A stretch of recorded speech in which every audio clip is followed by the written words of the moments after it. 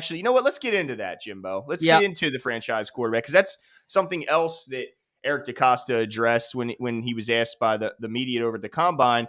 What did he say is the current update of the Lamar Jackson contract Yeah, negotiation? this is the way I understood it. And this is me kind of summarizing his words, but like, we've had conversations, even recent conversations. Mm-hmm. We'll move at Lamar's urgency, and he knows where I'm at any time, and we can discuss his contract at any time. So like, if I missed any details there, I mean, I think that's kind of what so the update is there's no update.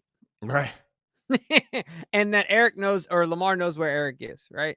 Yeah. So and part of me is wondering if Lamar is playing his cards until Eric just comes to him with a contract that he can't say no to. You know what I mean? Instead of the agent reaching out and say, "Hey, Eric, we need to get this done for the security of my guy, for the, for the well-being of your team, for the future of the team, whatever." Lamar's like, you know all that stuff, Eric. You know what I mean? Like, you come to me when you're ready, type thing. Like, who will blink first, right? It could be just you never take the first offer type thing. Yeah. But the interesting thing is that he was quoted as saying today, "We are ready to be there at any point when he decides he wants to work on it." So it's definitely, the ball is clearly in Lamar Jackson's court. And, the question still remains, what is Lamar waiting for? Is he waiting because he's betting on himself to perform at such a high level that he wants to set the new market for quarterbacks? Or is he like what is the hesitation for? Because most people would say, get your money before this season starts. Don't step on that field, because if something were to happen, then you could hurt your future contract negotiations. And while I somewhat disagree with that, I definitely think that I don't see a scenario where Lamar can really hurt his value. Yeah, So maybe, unless you're decapitated. Yeah. You know what I mean? Like, at what point, right, the chances are so astronomically low that he would be, now, knock on wood, right? But like, that he would be injured in such a fashion that he can't come back and play football. So yeah, I think that it's purely like, forget the storylines. If he's in his feelings, if he feels like the team hasn't done enough, I don't know. To me, it's just business.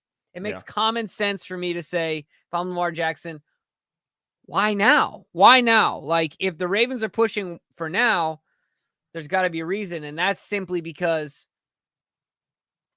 the longer we wait, the more and more leverage I have. The better I play, the healthier I am, the more guys that get paid. The floor. That's the big one, Jimbo. Right. Exactly. He's waiting. Every time he sees a Kyler quarterback Murray, get go paid, ahead, dude. Go ahead. Get your money, Kyler. Like, you know what I mean? Because if he's going there, he's going like, they paid Kyler that? Yeah. And Look Kyler at us. Murray? Look at us. Different people. Yeah. They tried to compare us last year. See how that worked. Like, come on now. Kyler is, I believe, 500. Right. I know Cliff Kingsbury's 500, and I believe he drafted Kyler his first overall pick. Yeah. So I think they're 24-24 as a tandem. What's Lamar's current record as a quarter? So it's not. So I think that he loves. He doesn't even have double-digit losses yet. Exactly, and Kyler's got 24 of them. Yeah.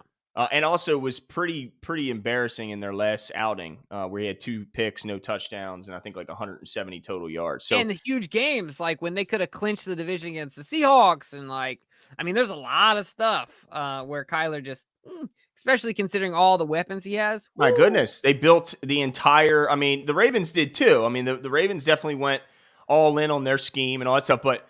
I mean, they went and got an air raid coach from college, surrounded him with maybe the best receiving core in the league, and built a pretty damn good defense to go along with it. So I think that whenever Kyler gets paid, Lamar should be saying, I want a lot more than that, or at least a decent bit more than that. So it's going to be really interesting to see when the negotiations But I think it's just money. Up. I don't think there's any underlying issues. I think Lamar has total confidence in the staff. He loves the team. He loves the culture. And that's all I think it is. Do you think there's anything else there? No, I mean, everything we've heard. I mean, you can see in the clip released of his upcoming appearance on The Shop with LeBron James, he talked about Coach Harbaugh. And it just seems like there's a lot of love and respect between those two guys. And I think the same can be said for between him and Eric DeCosta. I think he loves being a Raven, and I think the Ravens love having him and expect to have him. I mean, he said it himself today. He said that in 5 years, down the road, we expect Lamar Jackson to be a big part of our plans. So I don't think he's going anywhere, but it will be interesting to see when the negotiations fire back up.